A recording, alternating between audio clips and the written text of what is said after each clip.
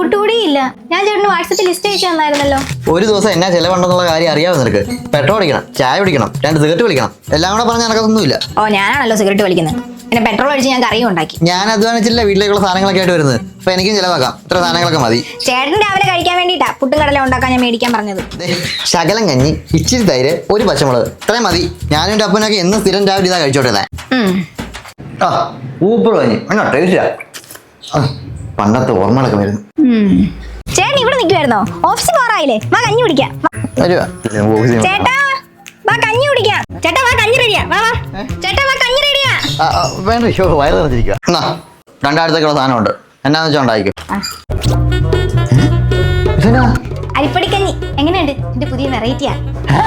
ചേട്ടാ സാധനമൊക്കെ മേടിച്ച് നന്നായി കേട്ടോ. ഇന്നലെ കഞ്ഞി കിട്ടാഞ്ഞിട്ടേ ഞാൻ അപ്പുറത്തെ രമ ചേച്ചിയുടെ പശുവിന്റെ കാടിക്കലത്തിൽ നിന്ന് എടുത്തേ. ഇന്നോട് ചെന്ന് പശുവിനെ ചവിട്ടി കൊന്നേ.